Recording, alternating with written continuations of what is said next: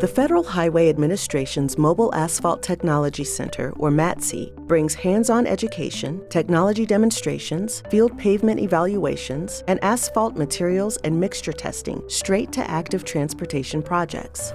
The MATC introduces emerging asphalt technologies into practice, assisting agencies with efforts towards positive change and promoting innovation within the asphalt industry. This video shows how the Illinois Flexibility Index, or IFIT test, is run in the MATC laboratory. The goal of the IFIT is to generate a parameter known as the Flexibility Index, or FI, that indicates the asphalt mixture's cracking resistance level. We'll share some tips and tricks that our crew have learned about the test along the way. There is no federal requirement to use this test. This test follows the Ashtone T39321 method, which is not a federal requirement. IFIT is performed on a laboratory compacted gyratory asphalt mixture specimen fabricated into a half-disc shape. The specimen then has a notch sawn into its flat face, oriented in a direction that is parallel to the loading and vertical axis. Firstly, confirm that the saw itself is on level ground. Use a level on the table to confirm before cutting each specimen. Strap the 160 mm thick super paved gyratory compacted specimen to the masonry saw and cut 2 straight 50 mm thick circular discs. Be sure to have the specimen held firmly in place to avoid wobble or shifting during cutting. Once again, saw each of the 2 circular discs in half. This will result in 4 semicircular specimens in total.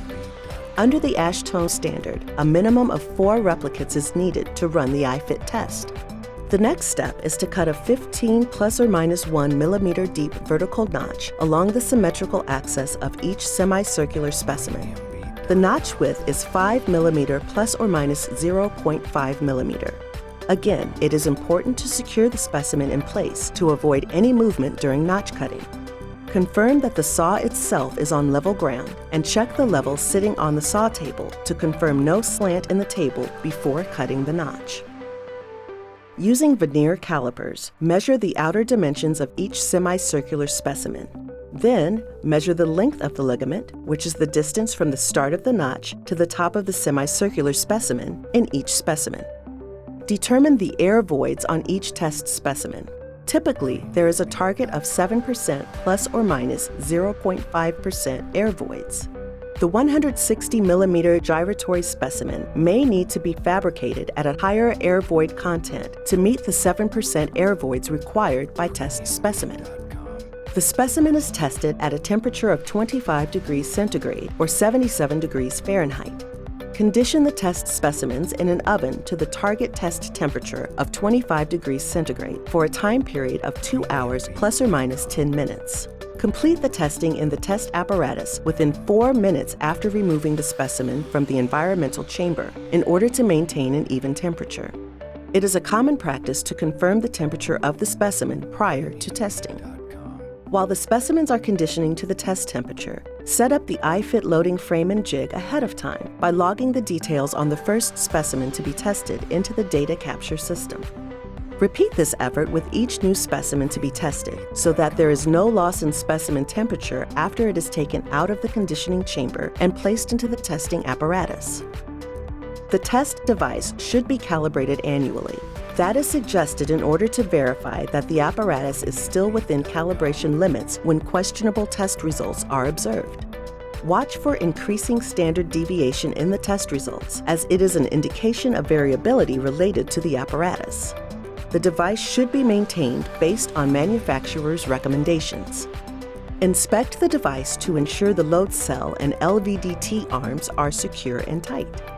Inspect the loading frame to ensure the surfaces are clean and free of debris. Next, input the sample information into the software, including the sample ID, diameter, height, and air void information. Do this prior to removing the specimen from the conditioning chamber. Run a warm-up sequence as per the manufacturer's recommendations. Place the specimen into the loading frame and align the specimen with the center of the loading frame. Use an alignment jig or stop pins on the platform as supplied by the manufacturer. Improper sample alignment can affect the results. An important point to remember is to load the specimen and complete the test in under 4 minutes after removing from the conditioning chamber to avoid the loss of test specimen temperature. The machine applies a small contact load of 0.1 plus or minus 0.02 kilonewtons in load control at a rate of 0.05 kilonewtons per second. Once the contact load of 0.1 kilonewtons is reached, select the yes or no option on the software that prompts the machine to continue loading the specimen at a rate of 50 millimeters per minute. The test stops when the load drops below 0.1 kilonewtons, or at approximately 90% of the peak load.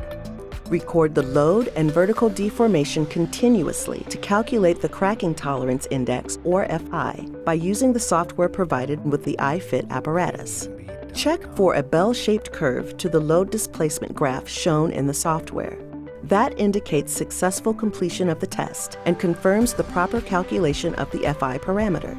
On a successful test, the software stops the apparatus when the load drops below 0.1 kilonewtons, or about 90% of the peak load, and the test specimen fractures at the start of the notch along the ligament and splits the specimen into 2 halves.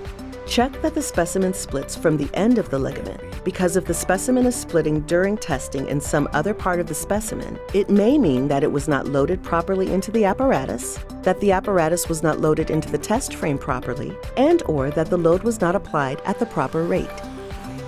FI is a performance indicator that can help identify crack-prone asphalt mixtures during the mix design and production phases. In general, a higher FI value indicates a potential for greater resistance to cracking in the asphalt mixture. To learn more about balanced mix design, performance-engineered pavements, and other testing activities being demonstrated by the MATC, visit our website at fhwa.dot.gov/MATC.